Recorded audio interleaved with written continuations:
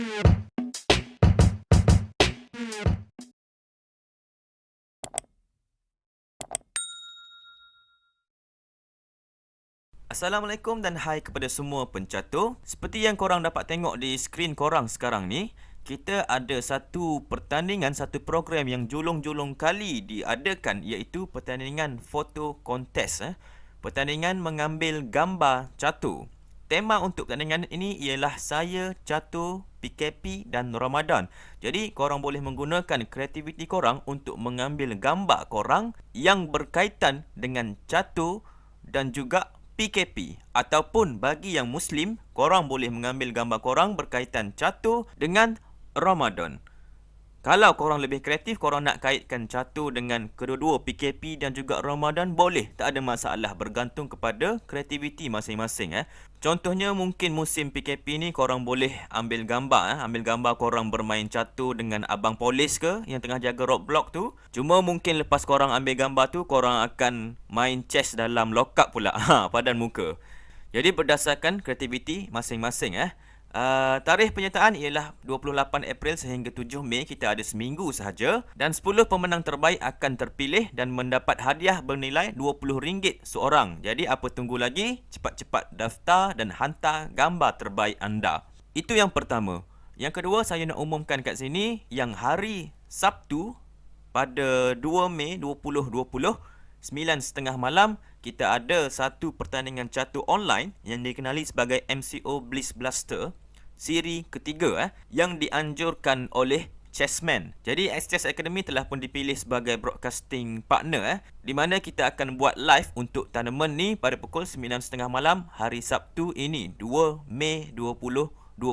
Jadi jangan lepaskan peluang untuk korang tengok top player Malaysia, otai-otai Malaysia beradu tenaga. Korang boleh sertai pertandingan yang berprestij ni, ramai pemain-pemain yang kuat kat situ. Ataupun korang boleh datang ke channel YouTube kita orang hari Sabtu ini 9.30 malam dan kita akan tengok pemain-pemain catur Malaysia yang hebat beradu tenaga. Jangan lepaskan peluang anda untuk pertandingan terhebat ini. Jadi segala info mengenai kedua-dua program ni yang julung-julung kali diadakan ni, saya akan letakkan seperti biasa dalam description kat bawah ataupun korang boleh jumpa di social media kita orang. Baik, jadi untuk hari ini kita nak belajar, kita nak berkongsi mengenai satu opening yang sangat rare, yang sangat jarang dimainkan, iaitu opening yang diberi nama Grop Opening, ataupun lebih tepat lagi dalam segmen kali ini kita nak bincang mengenai Grop Gambit. Baik, apakah itu Grop Opening? Grop Opening ni sebenarnya merupakan satu opening yang agresif dan di negara kita ni salah seorang pemain yang mempopularkan opening ini ialah Azmi Mahmud, Abang Azmi. Abang Azmi ni merupakan seorang rockers sebenarnya. Jarang kita nak tengok rockers yang boleh bermain catur. Biasa rockers main gitar kan. Ini rockers main gitar dan juga pada masa yang sama main catur. Opening ni bersifat agresif, bersifat sangat menyerang. Rock and roll. Kalau Abang Azmi boleh rock and roll di atas pentas dengan menggunakan gitarnya, dia juga boleh rock and roll di atas papan dengan menggunakan buah caturnya. Jadi oleh sebab opening ni bersifat sangat agresif, jadi saya tak sarankan untuk pemain-pemain baru untuk mencuba opening ni. Tetapi kalau nak try, nak cuba untuk suka-suka saja boleh, silakan, tak ada masalah. Baik, jom kita tengok apakah opening Grop ini. Opening Grop dimulakan dengan G4. Awal-awal lagi sudah membuat satu gerakan yang pelik kat situ. Pawn ke G4. Idea di sebalik gerakan ini ialah untuk mengeluarkan bishop ke G2 kat situ. Jadi kat sini satu gerakan yang biasa dibalas oleh hitam ialah pawn ke D5, mencuba menguasai petak tengah sambil mengancam untuk makan pawn di G4. Kat sini kita ada H3 mengawal pawn tersebut. Hitam pawn ke E5. Kalau kita tengok kat situ, hitam mencuba untuk mengawal petak tengah. Putih bishop ke G2 menyerang pawn di D5 dan kita ada C6 biasanya dia mengukuhkan lagi struktur pawn itu. Putih sememangnya tak mahu hitam untuk mengawal petak tengah, jadi gerakan seperti D4 biasa dimainkan. Kat sini hitam boleh memilih untuk ke E4 dengan idea untuk membunuh bishop di G2 ini, membuatkannya untuk menjadi tidak aktif. Tapi kat sini putih boleh membuat satu serangan balas dengan gerakan seperti C4 mencuba untuk meletakkan tekanan ke arah pawn di D5 kat sini. Jadi itulah apa yang diinginkan oleh pemain Grob. Mereka inginkan satu serangan yang cepat dan kuat kat sini. Baik, jadi ini merupakan gerakan-gerakan utama dalam opening Grob. Hari ini saya nak tunjuk korang satu variasi Grob, iaitu Grob Gambit. Baik, jadi kat sini seperti biasa kita ada pawn ke G4, Grob opening. Gerakan terbaik untuk hitam ialah D5. Membuka laluan bishop menyerang pawn di G4 kat situ. Kalau tadi kita ada pawn ke H3, tapi dalam Grob Gambit kita ada bishop ke G2 menyerang pawn di D5. Inilah yang dikenali sebagai Gambit, memberikan pawn secara percuma untuk mendapat serangan yang cepat. Baik, jadi kat sini kalau bishop makan pawn tersebut, putih boleh pawn ke C4. Dalam posisi ini terdapat beberapa gerakan yang hitam boleh lakukan kat sini. Yang pertama, hitam boleh memilih untuk mengawal pawn di D5 tu dengan menggunakan pawn ke C6, atau hitam boleh memilih untuk makan sahaja pawn di C4. Selain itu, dia boleh memilih untuk mengawal dengan menggunakan pawn ke E6 ataupun mengawal menggunakan knight di F6. Jadi kat situ ada 4 cabang, ada 4 cabang gerakan yang hitam boleh lakukan. Jom kita tengok satu persatu. Yang pertama, hitam boleh memilih untuk mengawal pawn tersebut dengan C6. Putih boleh mengeluarkan queen ke B3, meletakkan tekanan ke arah pawn di D5 kat situ, dan pada masa yang sama menyerang pawn di B7. Dan kalau hitam mencuba untuk menolak pawn di B6, kita ada pawn makan pawn, pawn makan pawn, dan seterusnya queen boleh makan pawn tersebut.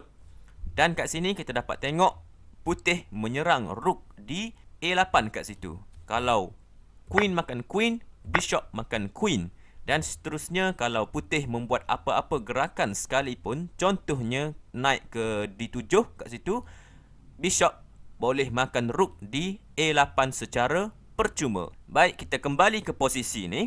Kat sini hitam boleh juga memilih untuk memakan pawn di C4 kat situ. Jadi kalau pawn makan pawn, kita ada bishop boleh memakan pawn di B7 kat situ. Dan kalau naik ke D7, membuka ruang untuk queen ni mengawal rook kat situ. Bishop boleh makan sahaja rook tersebut. Dan kalau queen makan bishop sambil menyerang rook di H1, kita ada gerakan F3, memblok serangan tersebut sambil menyerang bishop hitam di G4. Dan kalau bishop tersebut lari, contohnya ke H5, kita ada queen keluar ke A4, menyerang pawn di C4, dan seterusnya membuat pin ke arah knight di D7. Jadi dalam posisi ini, putih mempunyai kelebihan satu exchange, dan sememangnya ini sudah pun cukup bagus untuk putih. Sekali lagi kita kembali ke posisi ni. Kalau hitam cuba pula untuk mengawal pawn di D5 tu dengan menolak pawn ke E6, sekali lagi kita ada queen boleh keluar ke B3, menambah tekanan serangan ke pawn D5 dan pada masa yang sama menyerang pawn di B7. Dan kalau hitam cuba mengawal pawn tersebut dengan tolakan pawn ke B6, kita ada pawn makan pawn, pawn makan pawn, dan seterusnya bishop G2 tu boleh memakan pawn D5 sambil membuat serangan fork kat sini, iaitu bishop sedang menyerang rook di A8, dan pada masa yang sama bishop juga sedang menyerang pawn di F7 sambil dibantu oleh serangan queen kat situ. Kalau hitam cuba untuk melindungi rooknya dengan tolakan pawn ke C6, kita ada bishop makan F7 membuat check, king terpaksa lari contohnya ke D7 kat situ, dan dengan senang hati bishop boleh makan knight di G8 secara percuma. Baik, jom kita kembali ke posisi ini. Sekarang kita ada satu gerakan baru, iaitu knight ke F6 mengawal pawn di D5. Putih kat sini masih lagi boleh membuat gerakan yang sama, iaitu queen ke B3. Gerakan terbaik untuk hitam kat sini ialah pawn ke E6. Dan kat sini putih perlu berhati-hati dan tidak menjadi terlalu tamak. Bulan-bulan puasa ni jangan terlalu tamak. Kalau putih terus makan pawn di B7, hitam boleh memasang satu perangkap kat sini. iaitu dengan gerakan naik B ke D7. Kalau putih, pawn makan pawn, dan seterusnya hitam pawn makan pawn. Putih seperti biasa mengeluarkan knight ke C3 dengan idea untuk menyerang pawn di D5 kat situ. Hitam boleh membuat satu gerakan untuk memerangkap queen putih kat sini, iaitu knight ke C5. Dan kalau kita tengok di posisi ni, hanya terdapat beberapa tempat saja yang boleh dihuni oleh queen putih. Yang pertama, queen boleh melarikan diri ke C6 kat situ membuat check. Yang kedua, B5 juga membuat check. Dan yang ketiga, queen boleh lari ke B4. Jadi, jom kita tengok apa yang berlaku kalau queen melarikan diri kat sini. Baik, jadi yang pertama, queen boleh lari ke C6 sambil membuat check.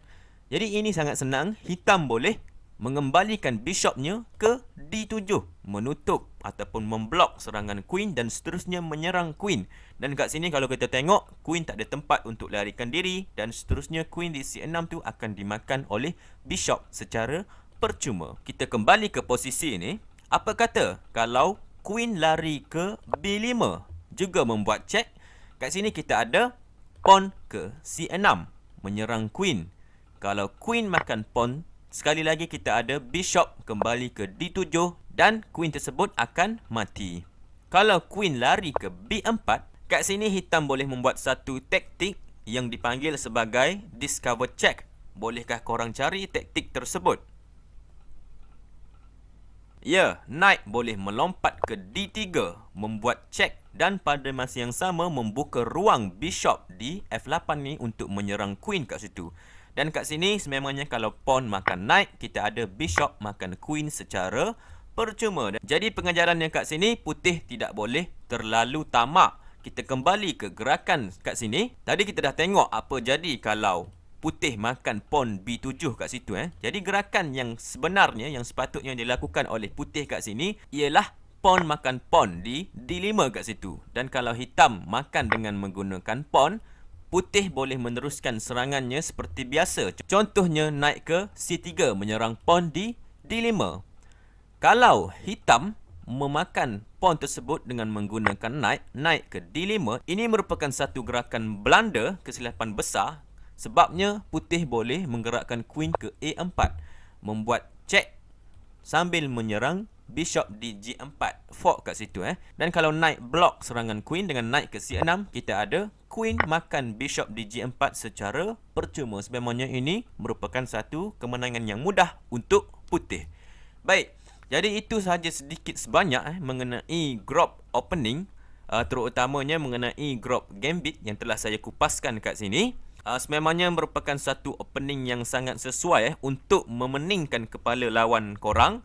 Mungkin lawan korang tak pernah jumpa, tak pernah lawan dengan group gambit ni. Baik, jadi saya rasa itu saja untuk kali ini. Sekali lagi saya nak ingatkan supaya jangan lupa untuk menyertai pertandingan foto kontes, pertandingan mengambil gambar catur yang telah saya tunjukkan pada awal video sebentar tadi. 10 hadiah sedang menanti anda. Dan jangan lupa temu janji kita Sabtu ini 2 Mei 2020 pukul 9.30 malam di channel YouTube X-Chess Academy. Kita akan ke udara dan mensiarkan pertandingan catur MCO Blitz Blaster siri ketiga. Untuk tatapan anda semua, jangan lepaskan peluang untuk menyaksikan otai-otai negara beradu tenaga dalam pertandingan tersebut. Untuk yang Muslim, pastikan korang selesaikan tarawih korang dulu sebelum join kita orang. Baik, jadi saya rasa itu saja. Terima kasih kerana menonton. Silakan like, share juga subscribe kepada channel kami untuk terus menyokong usaha kami ini. Selamat bercatur, selamat berpuasa kepada yang Muslim. Jangan ponting puasa. Assalamualaikum. Bye-bye.